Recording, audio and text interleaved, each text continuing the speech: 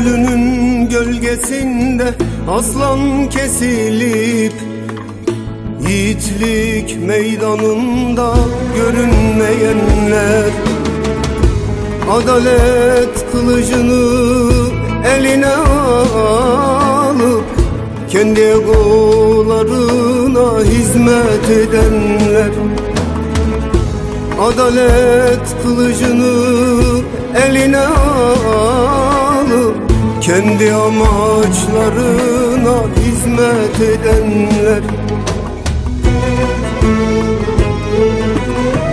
Bu hayat sahnesinde roller tükenecek bir gün. Herkes payına düşeni alıp da gidecek bir gün. Ölümün dubleri yok, herkes kendi oynayacak. Yalanlarla dolu bu dünya, hiç kimseye kalmayacak. Yalanlarla dolu bu dünya, hiç kimseye kalmayacak. Bu hayat sahnesinde roller tükenecek bir gün. Herkes payına düşeni alıp da gidecek bir gün. Ölümün dubleri yok, herkes kendi oynayacak. Yalanlarla dolu bu dünya, hiç kimseye kalmayacak. Yalanlarla dolu bu dünya, hiç kimseye kalmayacak.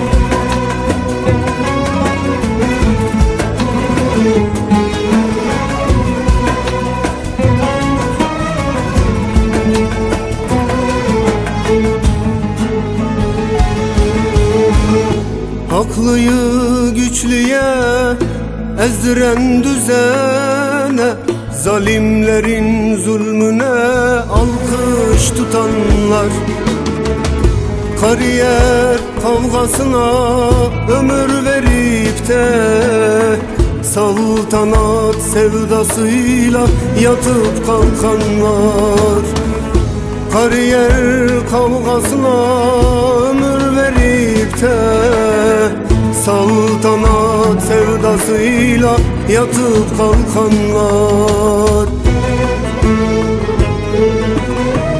Bu hayat sahnesinde roller tükenecek bir gün. Herkes payına düşeni alıp da gidecek bir gün. Ölümün dubleri yok, herkes kendi oynayacak. Yalanlarla dolu bu dünya, hiç kimseye kalmayacak. Yalanlarla dolu bu dünya, hiç kimseye kalmayacak. Bu hayat sahnesinde roller tükenecek bir gün. Herkes payına düşeni alıp da gidecek bir gün. Ölümün dubleri yok, herkes kendi oynayacak. Yalanlarla dolu bu dünya, hiç kimseye kalmayacak. Yalanlarla dolu bu dünya, hiç kimseye kalmayacak. Saltanatına güvenip alemde hüküm sürenler, kaderine boyun eğip gittiler bak birer birer. Nice imparatorluklar, krallıklar bitmedi mi? Ölümün dubleri yok, herkes kendi oynayacak. Yalanlarla dolu bu dünya, hiç kimseye kalmayacak. Yalanlarla dolu bu dünya, hiç kimseye kalmayacak. Hiç kimseye kalmayacak.